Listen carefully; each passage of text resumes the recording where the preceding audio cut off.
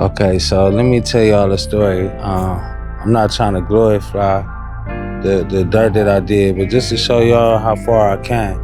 Um, I can remember I grew up in a small neighborhood called the Village, and it was a close knit community, and everybody really was like, I don't know, it was like a southern upbringing. Like it was still dirt roads. I can remember where I lived when I was a kid. We had dirt roads, literally. Um, I seen a lot of the older people like doing stuff that like you'll never see in today's time. But anyhow, the story I was gonna tell y'all, me and my friends, it was me, my friend Rip died, rest in peace to him. My other dude Hook and Pookie, we call him Silk.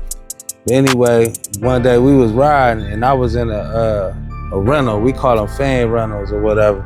So I was we riding up the block. I had just picked everybody up. We having a good time. Everybody got everything they need. You know, like I said, I ain't glorifying it, but I'm just telling y'all my story. So I remember riding up the street, and actually it was on my street where I grew up at, where I lived at. Lindale. We was riding up towards 151st. So when we got to the corner, it was a whole line of like vice police cars like coming to like do a drug sting on the neighborhood. So I ain't see it like that, but when I noticed it, it's like we noticed each other at the same time. Me and the police noticed each other. So I just like bust through the line. I turned and went a whole different direction that they was going. So that means they all had to turn around and get chased. By that time, I had a lead on them. Man, I was burning rubber. So we made it all the way up to the main street, and I could hear the cars, but I couldn't see them. So we just keep pushing.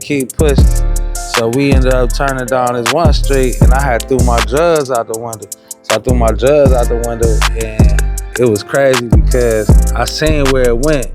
Later on in the story, I'll tell y'all how that went. Drugs, threw it out the window, we keep pushing. Make it to another main street, we turned off, and it was like a good Samaritan trying to run us off the road. It was crazy, man. So I managed to get past them. I smashed up to the freeway. When I got on the freeway, man, no brakes. I'm doing like 100 miles an hour, and I made it by the skin of my teeth, man. And everybody in that car that night really was like giving me everything they had. Money, drugs. No, we all had guns and drugs on us, you know what I mean?